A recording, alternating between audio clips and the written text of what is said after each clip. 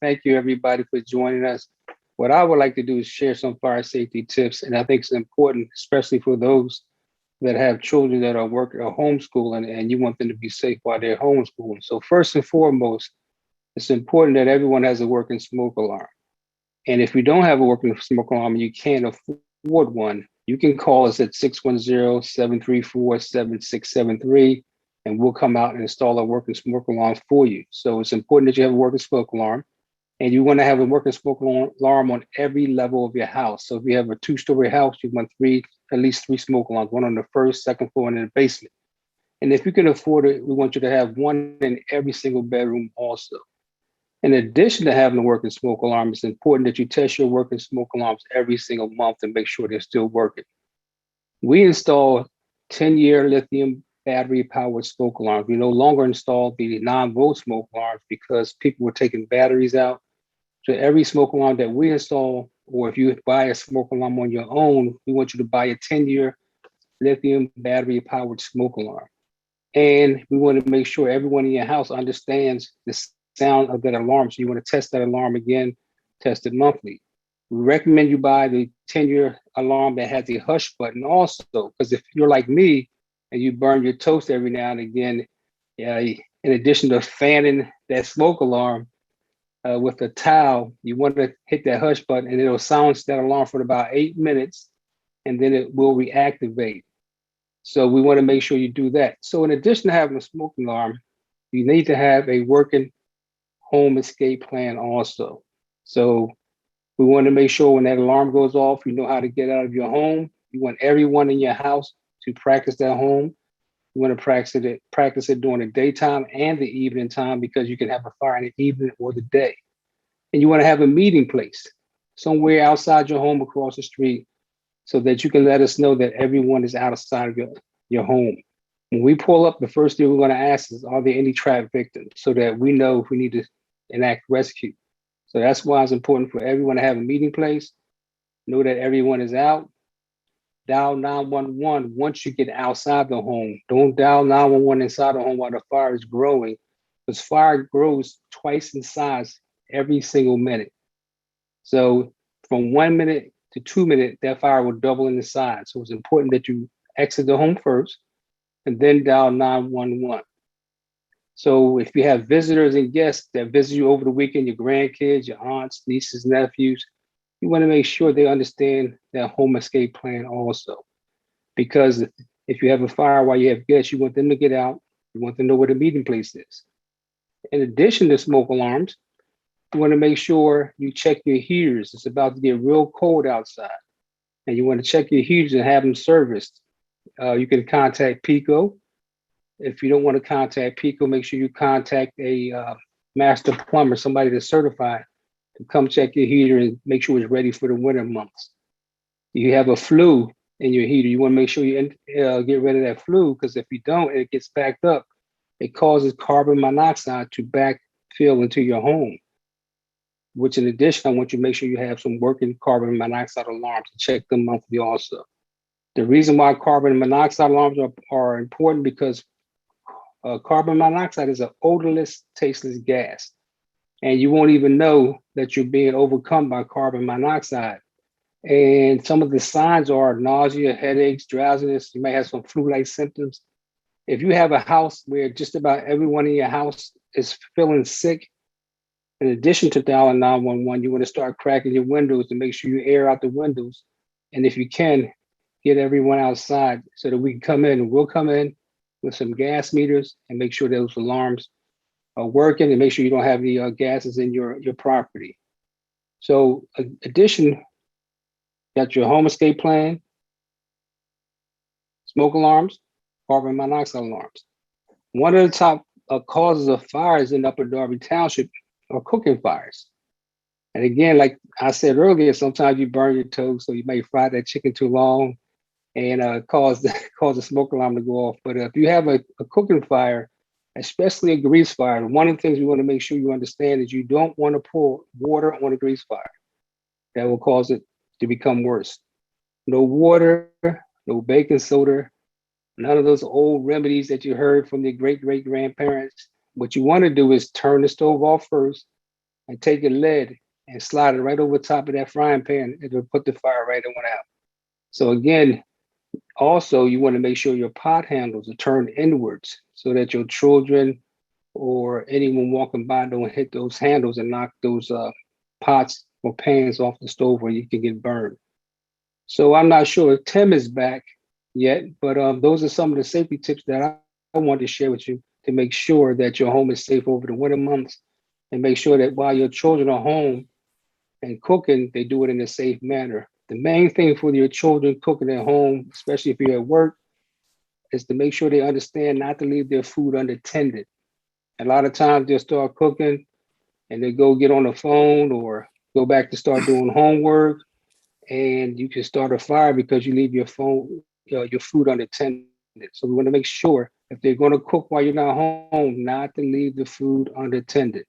And the same with you. If you're going to be at home cooking during the daytime, evenings, don't leave your food unattended. Right. So I'll start with some bike safety tips, and then I'll do some pedestrian stuff. But for our bike safety, we always ask that you stay away from our busy streets. Most importantly, always have a helmet on. Use lights at nighttime, anytime you're going to be out riding your bike at night. Reflectors and lights. We ask that you stay with the rules of the traffic and stay with the flow of traffic versus against it. We see a lot of times, myself included, you try and ride with things in your hands. Don't. Have a basket on there or have a backpack and put those things in there to prevent you from falling. Anytime that you're going to leave your bike, we ask that you use a lock and lock it up, or even when it's on your property to store it, if it's in a garage, or make sure we lock it up, whether it's to your fence or your porch or in a garage. Some pedestrian safety issues to speak of. We always ask that you cross with the traffic, use the crosswalks, wait for the arrows, wait for the signs to go instead of walking in between or darting out between traffic.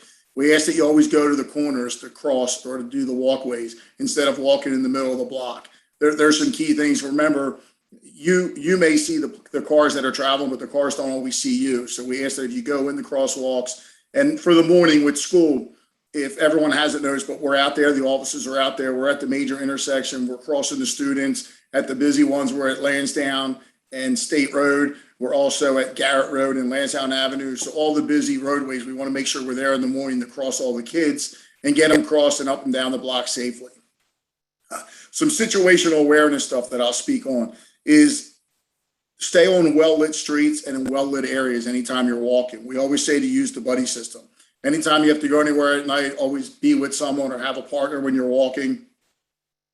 Do not display such your iPhones or any jewelry or anything that somebody might have interest in or somebody might take it. Always keep your belongings secure.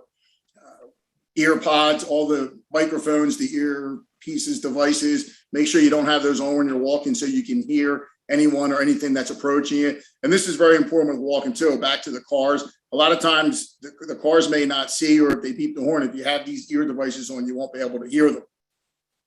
If you're in an unfamiliar area and you're not sure of it, always look for key spots that you can give if you need to make a phone call, like an intersection or a hospital or a school. Just, again, situational awareness. Know where you are in case you do have to make a phone call or you need help in any way.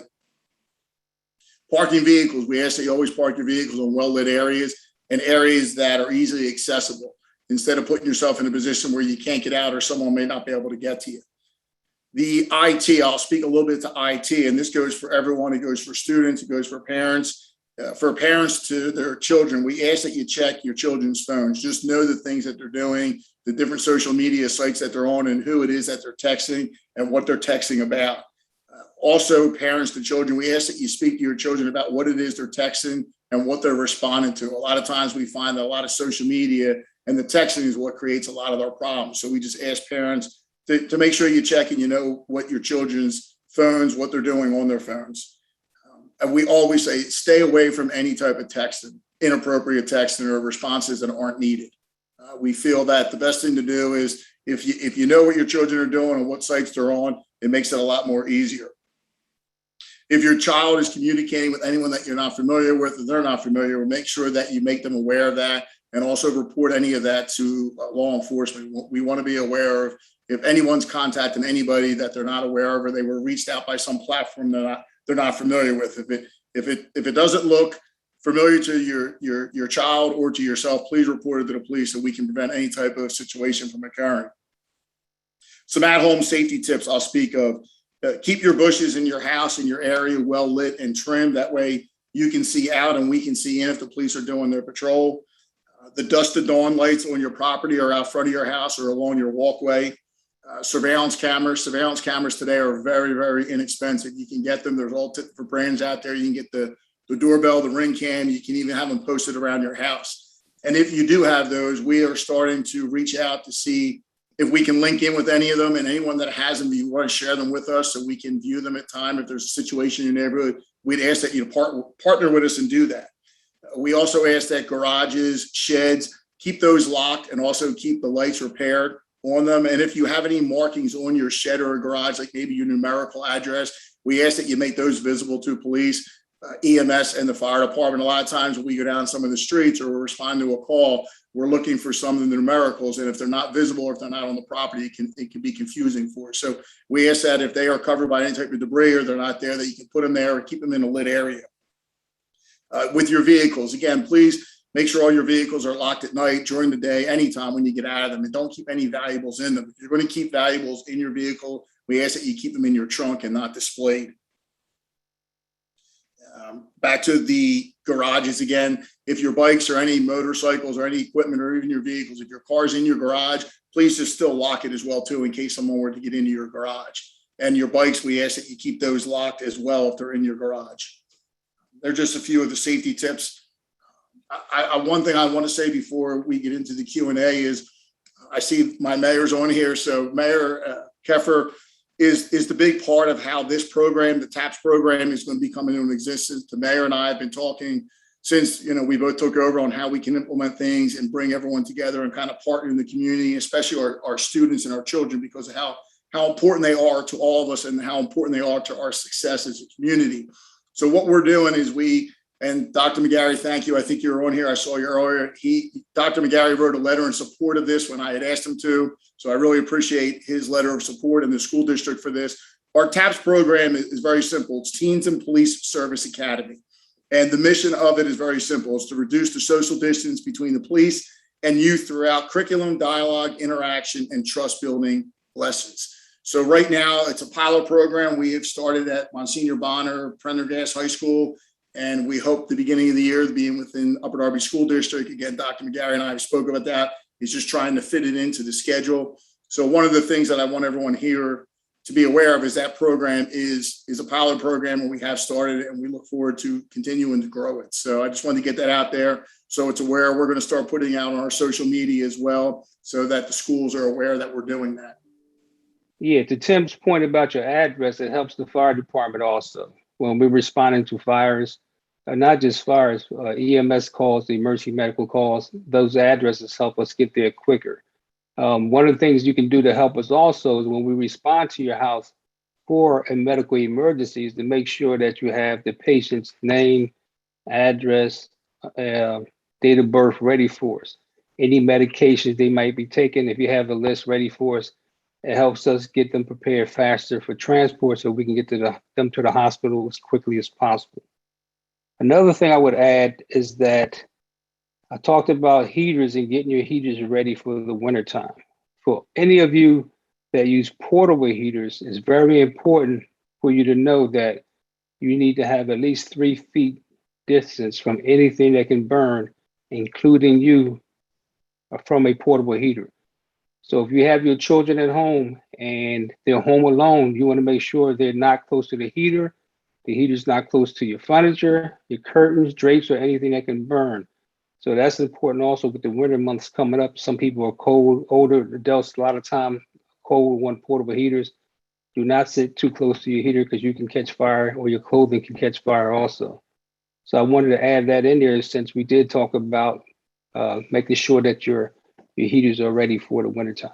Those portable heaters are coming up also. Do we have any questions in the chat, Rhonda?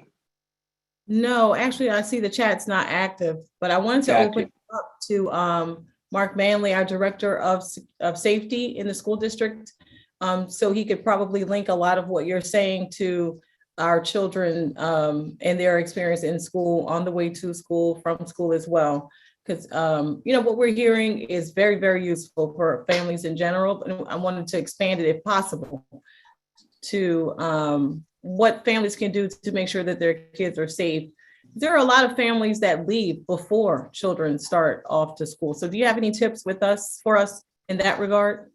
Yeah, absolutely. I think you want to make sure that your stoves are all off, your gas is off, make sure all those things are off before you leave. Make sure your children understand how to make sure the lights are out, any major appliances are unplugged, like irons and anything that can catch fire. Make sure they're unplugged before they leave the house, and make sure they are aware of their surroundings when they're locking the door and leaving the home. But from a fire safety perspective, again, all the stoves are off. If you do use portable heaters, make sure they are unplugged and not left on. If you're going to buy a portable heater, they have ones now that have a tip over switch. So if you accidentally knock them over, they automatically shut off. So you can buy those and be a little bit more safer. For us, when parents do leave the house before their children leave for school, we just ask that if they can keep a visual of what they're wearing, or if they're up at least, and their phones are charged. We always want the kids to make sure their phones are charged, but more importantly, what it is that they're going to be dressed for in the day, and if whether they're going to be on the bus, if they're going to walk, or if they're going to ride their bike, in case something were to occur, if they were late for school, that when, if not the school district or the police come in contact or make a phone call to the parents, we can ask some simple questions to kind of maybe help us if we have to go out and look for them. Hey, do they walk this way? Do they drive? Did they get dropped off? Are they on a bike, or are they with friends? So we have some of that information, just kind of visual before you leave the house, wearing what the kids are wearing. And Ron, if I could just jump in, we know that with Tim and Derrick, I think they would both agree, the community relationship is vital. Knowing your neighbors, knowing your friends, knowing that you make good relationships with your neighbors in your neighborhood, walking to and from school, conversations about, not stopping and talking to strangers in a car on the way to school or on the way home from school. Making sure that you tell somebody. I would say one of the most difficult things that we deal with in schools is this idea that maybe a student struggles with telling us something on the front end because they may be afraid that they're going to get in trouble or they're going to get a friend in trouble. But at the end of the day, we've got to encourage our kids that safety is number one. And we've got to allow Derrick and Chief Bernhardt to be able to do their jobs, because our jobs are to keep everybody safe. And the priority has been over the last couple of months, and interviewing Derrick when he took over and Tim when he took over, is that they're here to serve this community and they're our friends, and they should be viewed as our friends. They should be viewed as a support in the school district. So I think to carry that through, this relationship is vital to the success of this community. And that carries to how we talk to our children. Tim is great when he comes to our schools, when he talks to our kids, and Derrick has been great. And sometimes, our students have to behave better when there's an emergency situation. So I would like to see us all come together to talk to our students about what's appropriate behavior when there's an emergency situation, how to respond, how to ask for help, how to give proper information when the information is being requested. Because the best thing we can do to support one another and to support our community, especially in a time of an emergency or a crisis. And I think that our community has really responded well. When we've had a lockdown situation or emergency situation, and Derrick and Tim and our administrators debrief, we talk about what we could have done better. We had an incident at the high school where there was a fire set, and we met with Tim and we met with Derrick to talk about, okay, where did we screw up? What do we have to do better?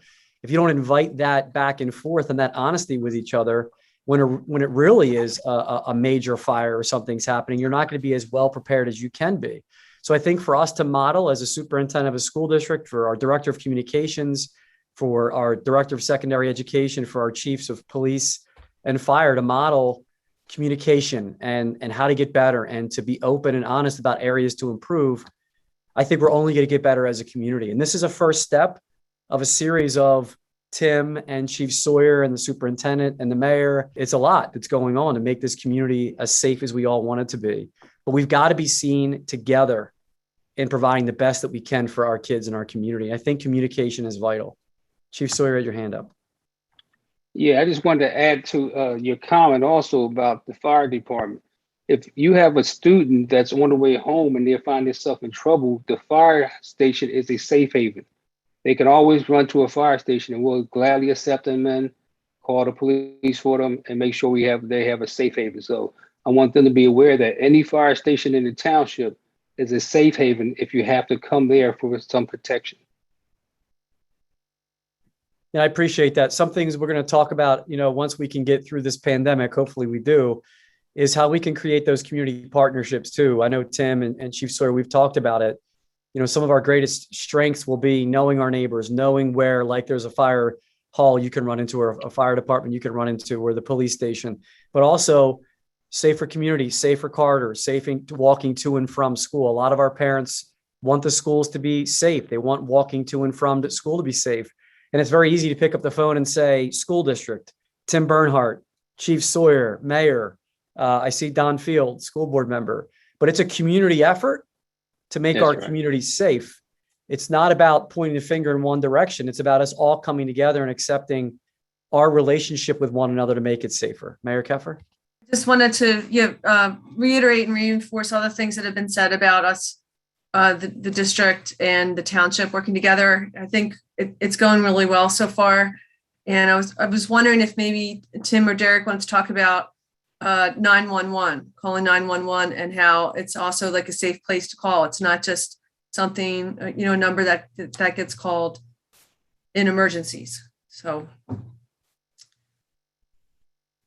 I think it's important. Well, I know that people are, adults also are unsure. Well, I don't want to call about that. It's not an emergency. Well, it's not just an emergency number. So.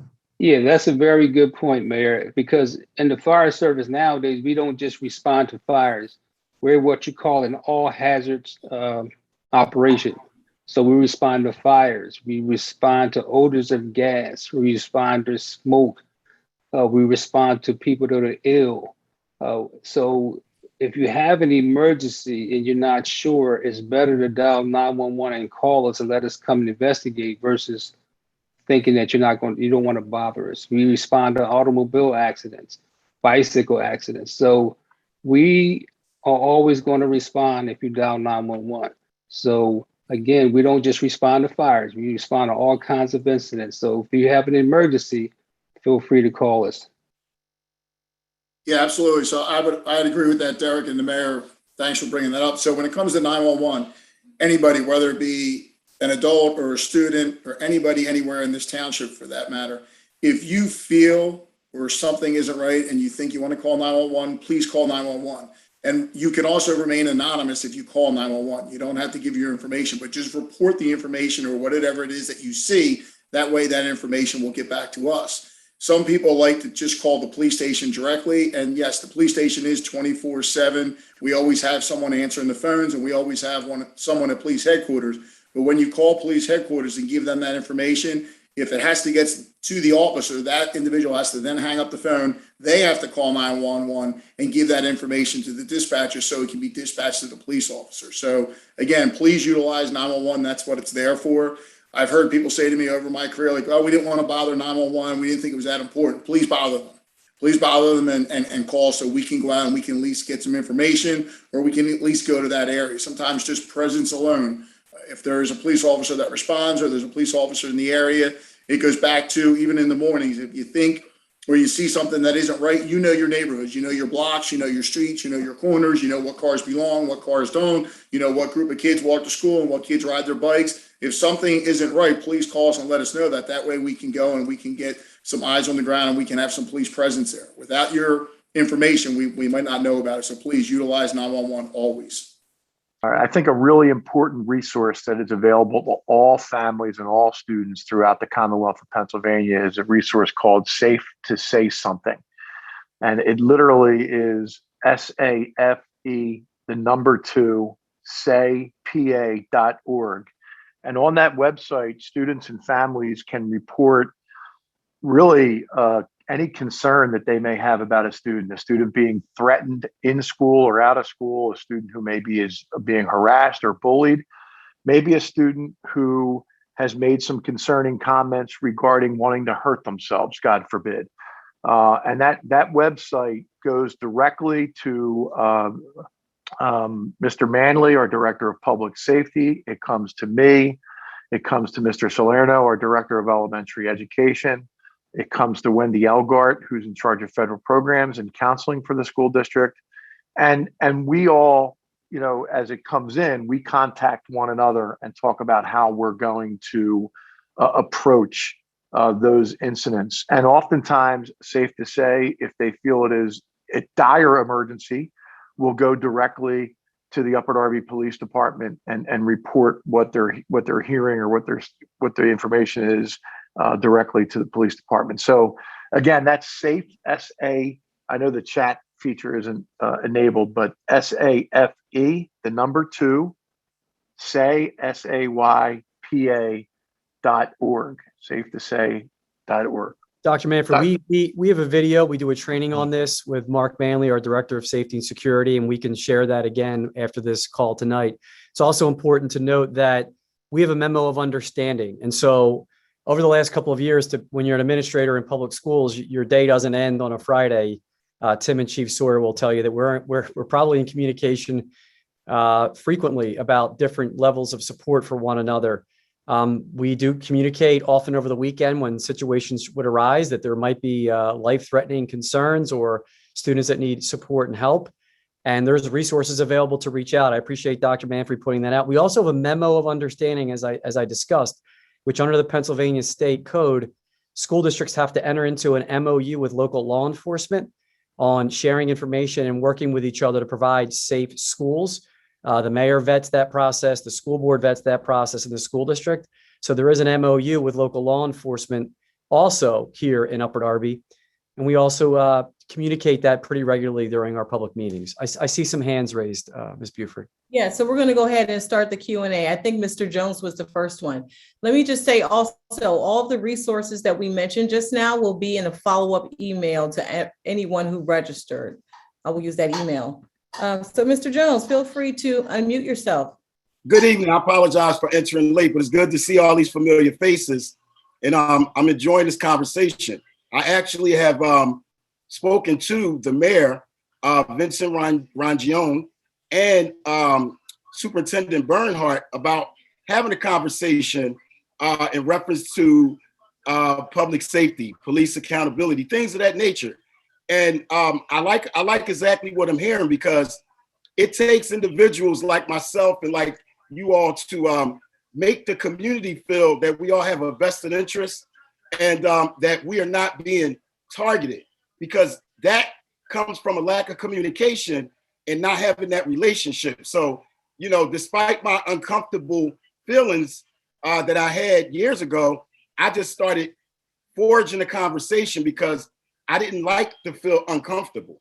And thankfully, there were more officers in this community that were respectful and that were professional and allowed me to voice that to ease that tension. So with our children, I'm just going to say this: we need to open up town halls, whether it be virtual or in public, where they can come and start having a dialogue.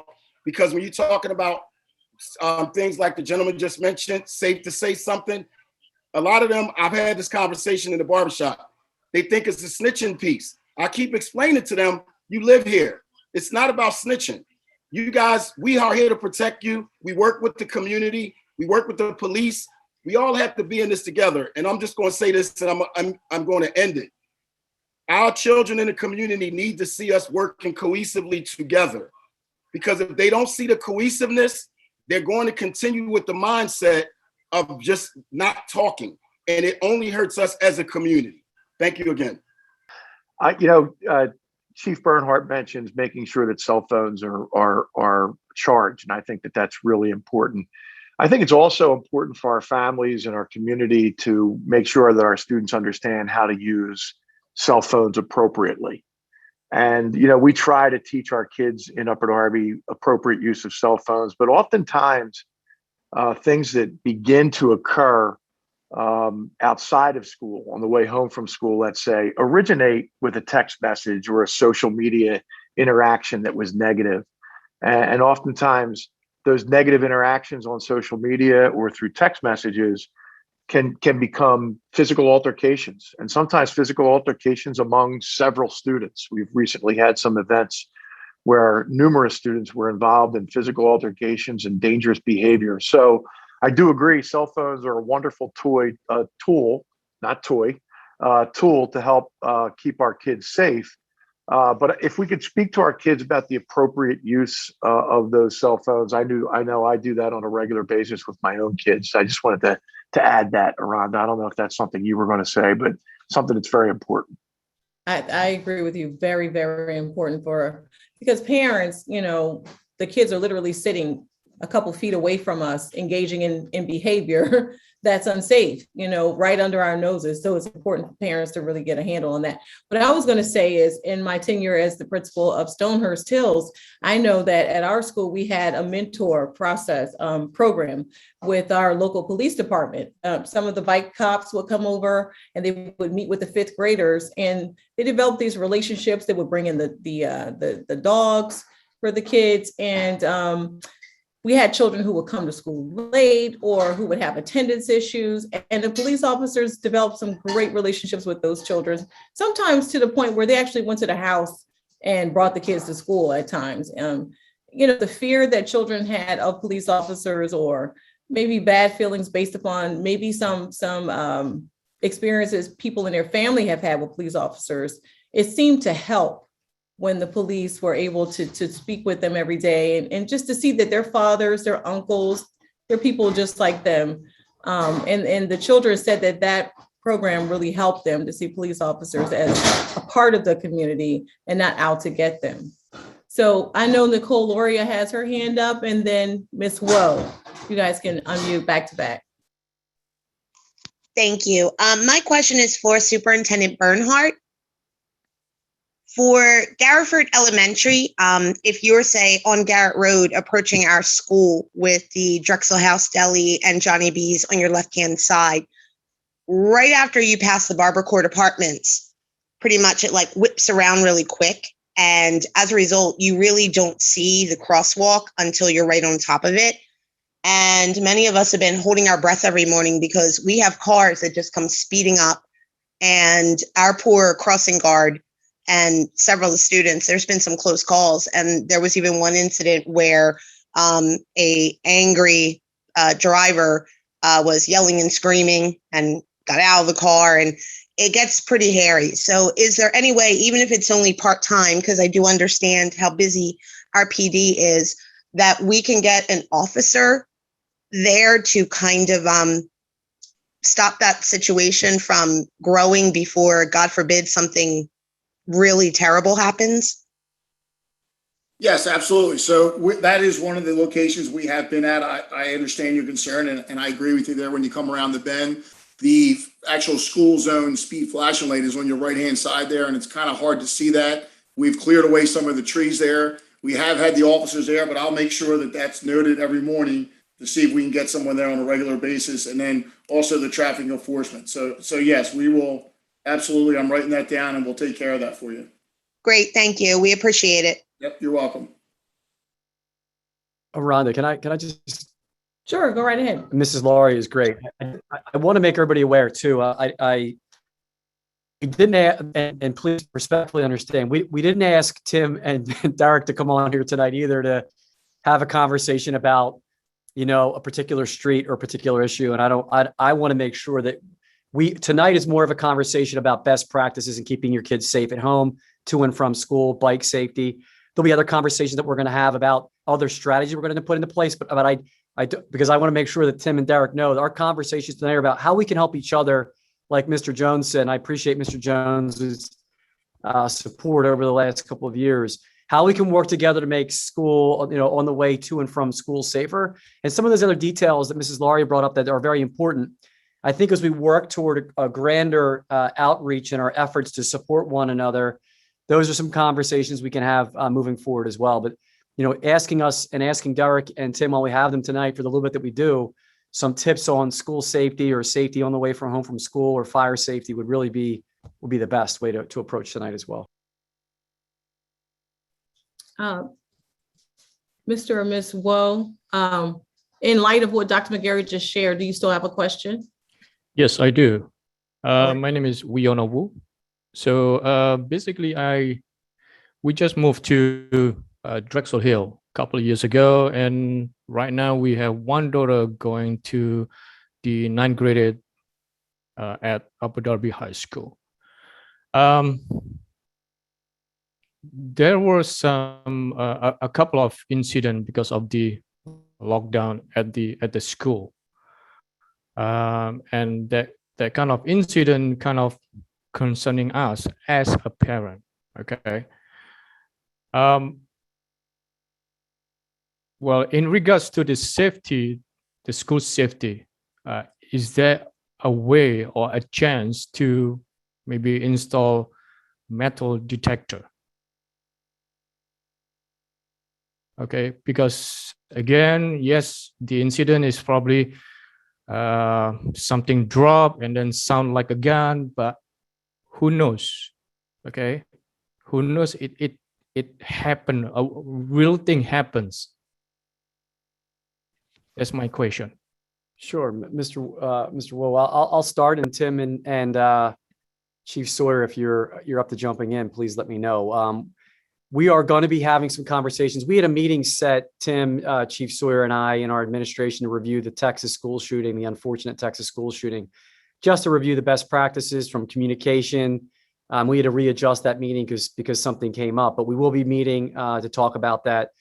Throughout that interaction on the news, I made sure that my administration reviewed all of the recordings, all the communications, and every time an unfortunate incident like that occurs, there's quick to have conversations about things like a metal detector and how we can create some kind of stronger barriers in schools. We've had many community conversations where, things from arming security to metal detectors in schools. We've re-outfitted the front of our entryways to our secondary schools with airlock systems where they're safer points of entry. The high school has alarm doors, cameras throughout the building, and access to those resources. And we have found in doing a lot of research that, these are community needs and community conversations about, do we want to have our schools look like they are places that require metal detectors? And it's been a mixed reaction from the public, whether they want schools to have that or not, whether they want armed security or not having armed security. So Chief Sawyer and Tim and I will continue to review best practices that are in place. I will tell you that most of the time, if not all of the time in the schools, students give us tips, give us information. I still think student communication and relationships, to what Mr. Jones pointed out, is the number one preventative measure. Talking to our kids, being involved in our kids' lives, making them feel like it's okay and safe, and then having kids tell us what's going on and what they know is happening is still the greatest mitigating factor in our schools. If we feel like we need to move in a direction of metal detectors, we're arming security, those conversations will be had in greater fashion in larger formats. We've had these conversations in the past. It's always a reaction after there's an unfortunate incident that occurs. I still think, again, I'll reiterate, our number one safety measure is the relationships we have with our students, our teachers with our students, our administrators with our students, our parents with their children, our police, our first responders with our children. That will still, at the end of the day, be the greatest barrier to saying that schools are no place for this kind of violence or this kind of upset. Tim or Chief Sawyer, anything you want to add to that? I agree with you, Dr. McGarry. So, Mr. Wu, if I pronounce your name correctly, if I didn't, I apologize. So, again, partnership with the school district, the fire department, the police department, we have all of our safety drills in place. We do all of our active shooter. We do all of our lockdown drills. We've actually been doing the past few weeks with all the schools, from the elementary to the middle school to the high school. And again, God forbid there were to be some type of situation, we are prepared for it. We train for it. The teachers know. Dan, I don't know if you don't want to speak about the Crisis Go app, but we have all the communication pieces in place between us as a partnership for, again, to if God forbid a situation were to occur, we are ready. We have a lot of the security personnel that are in the school district that work with us during these drills, as well as our officers whose response time there. We have our bike officers that are around the school throughout the portion of the day, from the time school starts to the end of school. So again, Dr. McGarry, that's more of a school board issue, but again, that conversation has to be had. We'll continue to have it. And if we feel as a group that that's something that we will partner in, we will definitely look into that. But for your reassurance, we are prepared for, God forbid, a situation, and we train for it daily. Yeah, so just before I kick it over to Chief Sawyer, we have an app called Crisis Go. We have been communicating to the public on that app. We've actually shared Chief Bernhardt and individuals from the police department are all on the app with us. When an emergency is called, there is a back channel communication that happens through text messages through the app. Chief Sawyer and the fire department are also a part of that communication with Crisis Go. We have an emergency button called Del Pass. Every one of our schools, there's a button that can be hit, and it's like calling in the cavalry, where an all-out assist comes from all the local schools. Look, if you do some research and you look into hardscaping, for lack of a better term, school campuses, most recently in Philadelphia, there was an uproar in removing all the metal detectors. They wanted them out of the schools. They wanted them removed from the schools. So it's a very controversial topic about whether we make our schools appear to be inviting or appear to be places where they should be, kind of sacrosanct and sanctuaries for students to go to schools. But Mr. Y, I understand the concern. Believe me, I say to anybody when they get a job here as an administrator, I ask one parting question. When I give you the key to be a principal, what's the one thing that would keep you up at night? And it shouldn't be a test score. It's about safety. And we worry about this every single day. And we are going to revisit our practices. And if we feel we're at a place where there's conversations about metal detectors and arming security, that would be important. I also let you know that we have stopped the bleed training in the school district. In the past, our fire departments have trained our staff on stop the bleed kits in our schools, tourniquet training. Chief Sawyer, if you want to speak to that, the emergency response time and all the trainings that we have there, we have these layered here in the schools. Yeah, to piggyback, the fire department, again, responds to all types of incidents. And we work together through what we call an incident management system. So police, fire, school district, all work together, and we have a coordinated effort and a coordinated approach. So regardless of the incident or the type of emergency, we're going to respond together and work together as a team, which is going to help mitigate that incident quicker and safer. Okay, do we have any other questions at this time? Just feel free to unmute. You don't have to raise your hand. Can you just repeat the name of that crisis app, please? Yes, Mr. Jones, it's called, it's a website and it's an app that you can download onto your phone. It's called safetosaypa.org, SAFE, number 2, SAYPA.org. Mr. Jones, I'll send that information out as well tomorrow. Okay, thank you. The Crisis Go app, which is an app that the school district uses to communicate on a daily basis when there could be an emergency situation. And parents have access to download the Crisis Go app as well on an Android device or even an Apple or whatever. I think that you think you're right. That may be what he was trying to say. Can you hear me now? I'm sorry. My office is difficult. Crisis Go. Yeah. I thought Mr. Jones was asking about the two. Safe to Say Something and Crisis Go. Crisis Go is another app, and that's the app that Chief Bernhardt was talking about that we've shared with our police and with our fire department. And we also communicate during an emergency crisis. Parents can join the Crisis Go app as well. Yeah. Let me just make this distinction. The Crisis Go app is for the emergency notifications, like the lock-ins, lockouts, lockdowns, and emergency evacuations. And the Safe to Say Something is for reporting things that have to do with maybe bullying or unsafe situations or suicide prevention or things of that sort. So in the communication that we follow up with you guys tomorrow, I will make sure that those links are on there because we have all those resources ready to go. I have one. Mr. Jones, you still on here? Yes, I am. How you doing, sir? I'm good, pal. Good talking to you again. I haven't seen you since the International Day, but we were talking earlier about getting the kids together and talking. Feel free to get a group and I'll come to you, or we can find a location within the station and we can start having some good conversations. Okay, that's perfect. I was actually going to invite you to something on the 13th.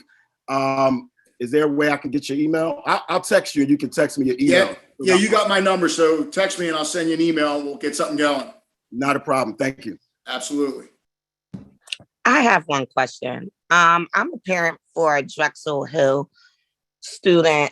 She never traveled to school alone and she wants to travel. We were denied the yellow bus transportation due to the mileage of where my home is. I don't feel comfortable of my daughter walking 30 minutes to school because that's the amount of time it takes from our home to Drexel Hill.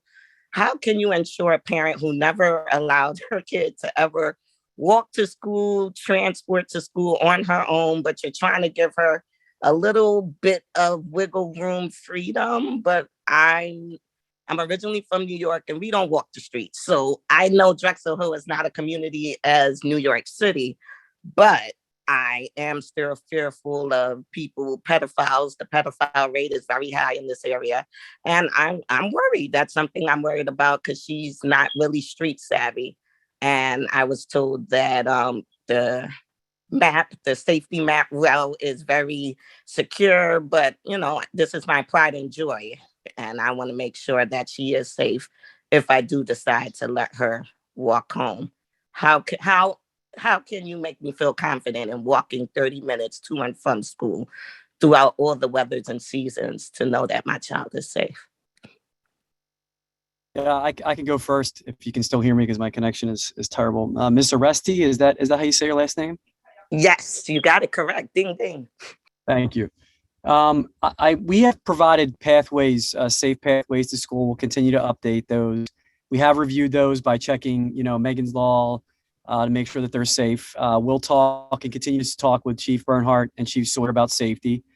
And look, I think it goes back to some of the best practices that we've talked about tonight, which are, communication devices, whether it's a wristwatch or a cell phone, knowing where your kids are going, having a path where they would always walk to and from school. And if there's an alternative path that's like the emergency run away from somebody path, you got to plan these things. I have 3 sons. They're all growing up. They want to go do their own thing and be, have some machismo and get out there and do their own stuff, ride their bikes all over the place. And, we're all in an environment. We've got to let our kids spread their wings a little bit and trust them, but build that relationship with them about communicating. Call before they leave, check in halfway. Sometimes my middle son, who's a nervous Nelly, will FaceTime me when he's walking to and some, and it's only like 2 or 3 blocks away. These are the best practices we can put into place just to make sure that kids are safe going to and from school. Kids now have some technology that we never had. And I think that could be what we leverage as well as we provide that safety. But having safe pathways to school, maybe partnering with neighbors, getting to know your neighbors and walking to school in groups is always a positive and a benefit. Some of the things we're going to work on and talk about is in certain neighborhoods, walking to and from school in groups together is also another safety process that we're working on now that we're coming out of the pandemic, and we're encouraging kids to walk or bike to school. Build relationships and walk to and from school and bike to school in groups is a much safer process. I don't know, Tim and Derrick, if you have anything to say. Yeah, Dan, I would just piggyback on the fact that if you are concerned or if you're not sure of the route, we can always have an officer come out. We can go over the route with you that the school district provided for that walk. So again, if you feel that that's something you would like, my number is on our website, or I can give you the office phone number now, and you can just ask to speak, and I can put you in touch with our community affairs, and we can have a bike officer go out there. So if that's something that would make you feel more comfortable in your child, feel free to let us know, and we can show you that route. Thank you. I deeply appreciate that. I would definitely take heed to that. My heart too, Miss Oreste, my heart too is walking around in the street with my babies too. So I understand completely. Thank you. I'm always ready to pick her up. I meet her halfway every day and she's like, Mom, cut it out. So I'm going to try to ease back slowly. No promises. Okay, guys, we're coming up on the end of our session. This has been great. Thank you guys for coming out. Every time we have these parent information nights, they're always very informative, but also very personable. And, so everyone gets an opportunity to kind of interact in a way with the mayor, the superintendent, the fire chief, and the superintendent of police. What community allows you to interact this intimately and ask these sorts of questions? We have several parent information nights planned for you guys this year. We have about 7 or 8 planned so far. some in partnership with Whiting University, some in partnership with the district attorney's office. And we're going to take them all the way up into June. So as you see these invitations coming out from me to through the parent link, please sign up. We had about 85 people sign up, which is good. And I would say minus our district staff, maybe about, and township, maybe about 18 or so participating. So spread the word. Tell people how important it is to engage in these parent information nights. It's not just information. They are intimate settings where you can really get valid, practical answers to your questions. So spread the word, please. And again, thank you all for coming out and have a good night.